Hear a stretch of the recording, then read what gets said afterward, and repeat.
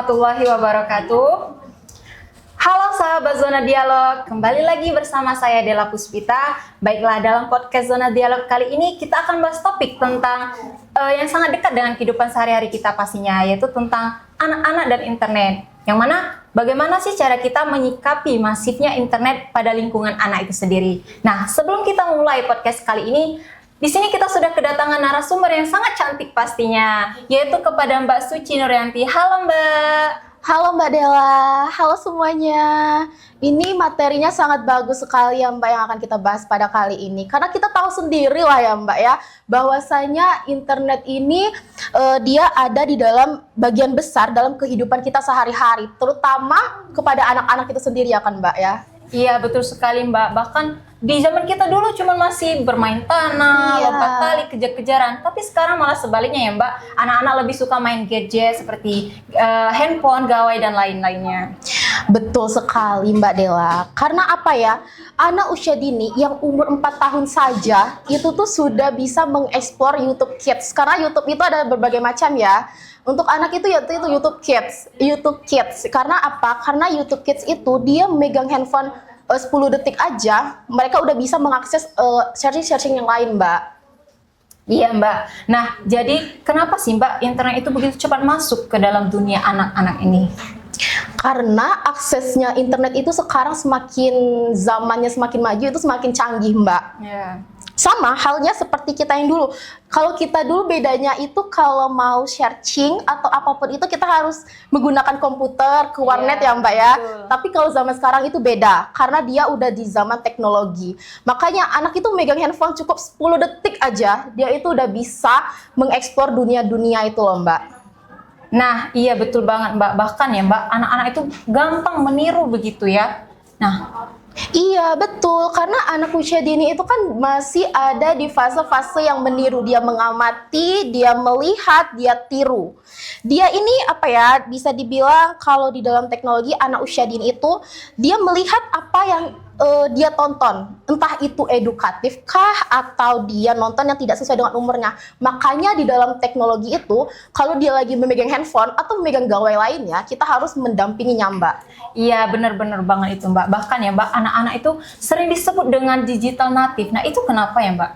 Ya karena seperti kita ketahui lah ya, bahwasanya anak-anak itu lahir di zaman teknologi yang begitu pesat seperti zamannya yang sekarang. Sekarang ini tuh zamannya sudah maju ya, teknologi bisa dibilang ya. Nggak seperti kita yang zaman dulu. Kalau zaman dulu seperti kita ini orang dewasa. Yang zaman dulu kita itu adalah di masa digital native, yaitu di mana kita harus menyesuaikan dengan zaman kita Mbak. Oke, iya betul Mbak. Nah, Mbak Suci, kita semua kan sudah melihat nih bahwasanya internet ini sudah sangat masif ya di lingkungan anak. Nah, menurut pandangan Mbak, dengan fenomena ini, apakah ini termasuk ancaman atau menjadi peluang bagi anak-anak itu sendiri, Mbak? Wah, pertanyaan bagus sekali Mbak Della. Menurut pemandangan saya sendiri tuh ya Mbak Della, bahwasanya internet itu bisa kita amati sebagai benda. Contohnya kita ambil bendanya itu pisau. Pisau itu ada sisi positif dan sisi negatif. Sama seperti internet. Internet itu mempunyai sisi positif dan negatifnya juga Mbak. Dimana kalau posisi positifnya itu kalau pisau itu kan dia positifnya itu seperti memotong buah, memotong sayur. Tapi kalau dia di internet itu bisa positifnya itu kita bisa mencari edukatif yang terkini, enggak yang ketinggalan zaman. Kayak kita kan kalau biasanya dulu kalau misalnya mencari materi-materi itu biasanya ke perpus dulu ya kan, cari-cari buku. Kalau sekarang enggak, karena teknologi itu kita bisa searching di Google Books atau di Google yang lainnya kan Mbak. Lalu ada juga namanya video kreatif, kita bisa mencari video kreatif dan lain-lainnya. Lalu sisi negatifnya itu Mbak, dalam teknologi itu ada sisi negatifnya, yaitu adalah ranah cyberbullying. Seperti kita ketahui lah ya Mbak ya, padahal cyberbullying itu ya Mbak, padahal kita nggak kenal siapa-siapa, tiba-tiba kita dibully sama orang, padahal kita nggak kenal sama siapa dia kan. Makanya itu menjadi ranahnya cyberbullying di dalam teknologi itu sendiri Mbak. Makanya itu tuh harus diawasin banget Mbak kalau dalam hal tentang anak itu Mbak. Lalu juga dia bisa anak itu kalau dia bermain teknologi yang terlalu kelewatan itu dia bisa menjadi kecanduan gawai, Mbak. Itu kan banyak banget ya bermasalah pada zaman-zaman sekarang. Anak-anak itu bahwasanya itu dia candu sekali itu dengan teknologi-teknologi, sampai dia tuh nggak mau dia dipisahin dari handphone itu kan ya, Mbak ya, sampai dia tantrum-tantrum gitu kan. Nah, itulah mengapa ada sisi positif dan sisi negatifnya itu sendiri dari teknologi, Mbak.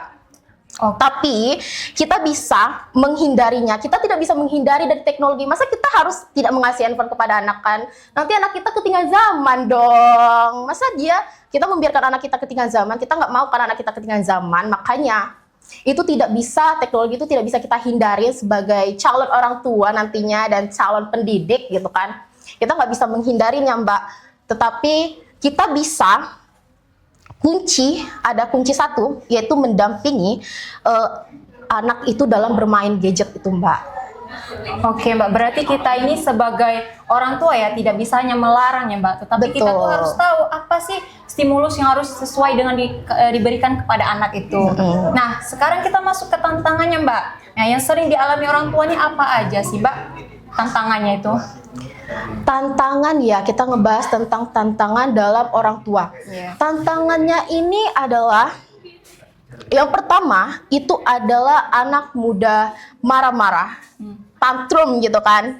Dia juga sudah mudah meniru. Yang dia tonton nih dia meniru yang hal-hal misalnya tidak sesuai dengan umurnya.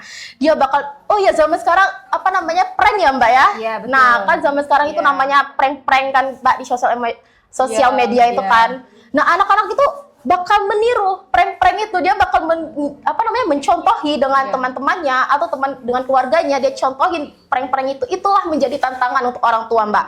Lalu yang kedua itu ada tentangnya konten yang tidak disaring dulu di orang tua. Karena kalau jika anak itu misalnya lagi tantrum, nangis gitu kan, pasti orang tua langsung, yaudah nih handphone biar kamu diem gitu kan. Harusnya itu tidak boleh, padahal kita nggak tahu tuh orang tua yang habis dia memegang handphone itu dia habis nonton konten apa gitu, dia langsung kasih aja. Harusnya tidak boleh, itu juga tantangan itu sebenarnya, Mbak. Lalu ada yang ketiga itu adalah durasi layar berlebihan. Kalau anak usia dini itu, Mbak, kalau anak kecil itu, kalau dia kan kalau lagi main gadget itu kan dia langsung kayak matanya itu masih melotot, belum habis HP-nya itu belum mati, dia nggak mau berhenti gitu kan, Mbak. Nah, itu juga salah satu tantangan juga karena orang tua, Mbak. Karena itu membuat anak usia dini itu sendiri dia bisa menjadi tidak fokus dengan keadaan dunia nyata, lalu adanya tantrum, lalu ada sulit tidur. Dan yang terakhir itu ada kurangnya komunikasi secara nyata, baik itu keluarga, lingkungan, masyarakat, dan lingkungan teman-teman sekalian, Mbak. Makanya anak itu lebih dekat dengan gadgetnya daripada dia berkomunikasi gitu, Mbak. Makanya dalam aspek perkembangan anak itu bahasanya bakal kurang kalau dia tergantung dengan gawai itu sendiri, Mbak. Oh iya, berarti iya, Mbak. Bahkan ya, Mbak, ini tuh sering banget terjadi kan, Mbak, di tempat keramaian ataupun di tempat restoran. Anak itu megang HP, sedangkan orang tuanya itu sibuk sendiri. Yang tadinya orang tua ini mau anaknya itu nggak tantrum lagi di tempat keramaian, dia memberikan HP, tapi di dalam HP itu kita nggak tahu konten apa yang ditonton sama anak itu sendiri. Betul sekali. Nah, tapi itu tuh utamanya ya, Mbak ya, itu bukan salah anak-anak, di garis besarin ya teman-teman semuanya, itu adalah bukan salah anak-anaknya, karena mereka, anak-anak itu cuman apa yang dikasih sama dia untuk dia supaya tidak dia menangis, dia bakal memakainya itu, Mbak. Jadi masalah utama? Iya, jadi masalah utama itu adalah manajemen digital orang dewasa ya, Mbak. Tepat sekali, Mbak Dela. Ya. Oke, lalu apa nih langkah yang paling penting yang harus dilakukan orang tua nih, Mbak? Langkah ya, Mbak ya.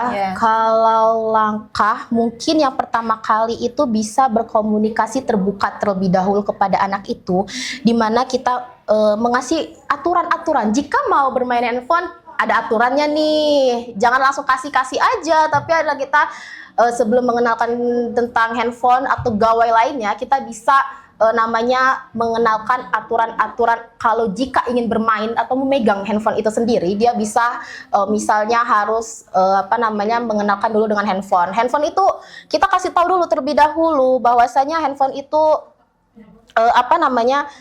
kalau emang mau bermain handphone ada batasan waktunya gitu kan. Seperti contohnya itu adalah menggunakan kata-kata seperti kita batasin jam gamenya itu 1 hari sejam ya nak gitu. Lalu juga supaya kita jelasin tuh supaya mata dan otak kamu itu bisa istirahat, tidak berterus-terusan bekerja gitu Mbak. Oke, jadi ini bisa dibilang pendekatan komunikatif ya Mbak? Betul sekali, karena kalau misalnya kita tiba-tiba anak lagi main game, kita marah-marah, ih kamu ini main game terus katanya kan, pasti anak itu bakal tantrum marah-marah kan Mbak, karena udah dimarahin. Makanya kita harus menggunakan pendekatan komunikasi, karena kita harus ngomongnya benar-benar yang kayak duduk berdua, kita omongin jelas dan pelan-pelan, tidak boleh marah-marah. Karena kalau kita marah-marah, yang bakal terjadi adalah anak itu sendiri dia bakal nggak jujur dengan dengan jujur dengan orang tuanya kalau dia sedang lagi nonton ini itu. Oke, iya Mbak. Jadi mengenai batasan waktu nih Mbak. Nah, apa ada patokan ideal tentang penggunaan gawai dan internet untuk usia anak ini? Untuk batasan waktu sebenarnya ada rekomendasi sebenarnya tuh Mbak. Yang pertama itu untuk usia 2 tahun ke bawah atau bisa dibilang itu 0 baru lahir, 0 bulan sampai 2 tahun, itu tuh sebenarnya tidak dibolehkan untuk melihat layar itu sendiri karena matanya itu masih melihatnya masih remang-remang gitu kan Mbak ya. Tetapi ada perkecualian nih Mbak. Kalau dia video call sama keluarga jarak jauh itu nggak apa-apa karena pastinya salah satu positifnya juga teknologi itu kan sebagai komunikasi jarak jauh ya Mbak. Jadi mereka bisa berkomunikasi dengan anak-anak itu. Lalu usia 2 tahun sampai 5 tahun itu sebenarnya boleh megang gawai, handphone terutama. Asal dia mempunyai batasan waktu itu minimal 1 jam itu per harinya Mbak. Jadi dia itu meskipun dia memegang handphone, tapi kita harus ada tetap pengawasannya Mbak. Di sampingnya kita harus melihat di konten apa sih yang dia lihat gitu. Meskipun kita kasih gawai itu sendiri. Lalu usia di atas 5 tahun ke atas itu udah fleksibel mau berapa jamnya. Tetapi tetap juga pengawasannya Mbak. Kita harus terpantauin juga apa sih yang ditontonin dengan anak itu. Jangan kita terlena ya dengan anak-anak dia menonton hal-hal yang tidak sesuai dengan umurnya itu Mbak. Oke, jadi ini tentang kualitas ya Mbak. Nah, bagaimana sih kita itu memastikan bahwa akses yang dilakukan anak itu konten yang aman dan positif pastinya? Kalau misalnya kita memastikan apa yang ditonton dengan anak itu sisi positif atau kualitasnya itu adalah yang pertama gunakan fitur keamanan. Kita kan di handphone tuh setiapnya pasti mempunyai fitur namanya di pengaturan itu fitur pengaturan control family. Itu kan kita bisa mengontrol apa sih platform mana yang anak itu membuka gitu kan, aplikasi apa kita kasih batasin. Kalau batas ini udah habis waktunya kita langsung matiin handphonenya. Kan bisa itu langsung dari handphone kan Mbak ya. Lalu juga kedua, kita jadiin bahwasannya internet itu adalah role modelnya pembelajaran untuk anak meniru. Lalu juga ketiga, kenalkan bahwasanya konten-konten di handphone itu bukan yang negatif, tapi kita kenalin konten yang edukatif, Mbak. Dimana kita jelasin bahwasanya memegang handphone itu bukan hanya scrolling tanpa tujuan saja, tetapi dalam scrolling kita harus mempunyai tujuannya. Mengapa kita memegang handphone ini? Untuk apa tujuannya itu? Karena anak-anak usia dini ini memegang handphone bisa menggunakan dia belajar bahasa asing, kayak bahasa Inggris, bahasa Arab dan lain-lainnya. Lalu bisa mengeksplor planet-planet atau apapun itu. Makanya itu ubah internet itu menjadi bukan sekedar hiburan saja, tetapi menjadi tempat alat eksplorasinya, Mbak. Oke Mbak, jadi intinya itu orang tua itu harus melek juga ya Mbak digital ini. Iya, betul sekali. Dan terlibat gitu kan dalam digital untuk anaknya itu. Betul sekali Mbak Della. Nah Mbak Suci, apa nih tips yang paling penting untuk orang tua yang merasa kewalahan dalam menghadapi tantangan internet ini? Tipsnya itu ada 3 hal teman-teman semuanya dan Mbak Dela. Ya. Tipsnya itu pertama, jadikanlah digital itu teman kita. Dimana dudukanlah bersama mereka, kita tanyakan tentang game atau video apa sih yang kamu suka. Terus dengan begitu anak dia percaya dengan kita, bahwasanya kalau kita itu menanyakan dengan baik-baik, dia bakal mengasih tahu kalau misalnya dia sukanya nonton ini loh, dia sukanya main game ini loh. Lalu dia juga bakal bercerita kalau ada terjadi sesuatu yang tidak kita inginkan, hal buruknya dalam gadget itu, Mbak. Lalu yang kedua itu ajarkan jejak digital, di mana kita mengasih tahu pemahamannya kepada dia bahwasanya setiap memposting sesuatu di sosial media itu ada efeknya. Meskipun dia mempostingnya pas masih kecil, tapi dia pas udah dewasa nanti dia bakal ada jejak digital itu. Jadi anak itu bakal berpikir, oh iya ya, kalau misalnya memposting ini nanti kalau aku dewasa nanti ada dong. Jadi dia bakal berpikir ulang gitu kan. Lalu yang ketiga itu ada bahwasanya dia mulai memprioritaskan dunia nyatanya, tidak yang berfokus dengan gadget saja, tapi dia berfokus komunikasi dengan dunia nyatanya seperti keluarganya, teman-temannya. Nah, lalu dan juga kita pastiin juga sebagai calon orang tua atau calon pendidik atau juga bisa sebagai orang dewasa di sekitar anak-anak, kita pastiin juga bahwasanya setelah anak mematikan handphone itu kita mengasihi aktivitas yang bermanfaat, tidak semestinya yang kayak batas dia matiin handphone terus dia nggak tahu deh mau ngapain, nggak mungkin kan, dia pasti tiba-tiba langsung udah main handphone lagi aja. Nah, jadi makanya itu untuk menggunakan teknologi itu, kalau dia sudah berhenti memain handphone, kita harus mengasih dia kayak game-game yang seru atau ada kegiatan yang lainnya seperti menggambar atau menulis atau apalah itu. Nah, itu bisa jadi salah satu tipsnya, Mbak. Lalu juga anak-anak itu bakal tidak yang terlalu berfokus dengan teknologi itu sendiri, Mbak. Oke Mbak, terima kasih tips yang sangat berharga pastinya ya Mbak Suci. Di internet, bahwasanya internet itu adalah bagian dari masa yang mana masa depan mereka. Nah, tugas kita itu adalah membimbing agar anak itu menjadi warga yang cerdas dan bertanggung jawab pastinya ya. Nah, apa nih pesan terakhir untuk menutup materi kita ini? Pesan terakhirnya itu sederhana saja Mbak Dela, yaitu bahwasanya internet itu berkembang pesat dari zaman ke zamannya. Kita sekarang udah zaman di tahun 2025, untuk tahun yang akan datang nanti itu makin lebih cepat lagi tentang teknologi, Mbak. Nah, tapi kita ingat di garis besarin ya teman-teman semuanya di sini, bahwasanya anak itu tetap sama, bahwa perkembangannya itu tetap sama. Nah, anak itu butuh perhatian, terus butuh kehangatan, butuh bimbingan, butuh komunikasi, butuh kehadiran orang dewasa. Jika orang dewasa telah hadir atau peduli dengan anak akan merasa aman di dunia digitalnya nanti, Mbak.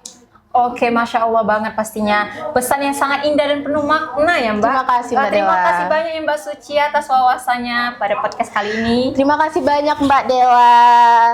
Oke, dan untuk para pendengar semuanya, ingatlah pengasuhan di era digital itu adalah tentang keseimbangan, komunikasi, dan pendampingan. Nah, terima kasih kepada semua yang telah menyimak podcast pada kali ini yang tentang menyikapi masifnya internet pada lingkungan anak. Nah, semoga bermanfaat dan membantu pendampingan digital pada anak-anak kita.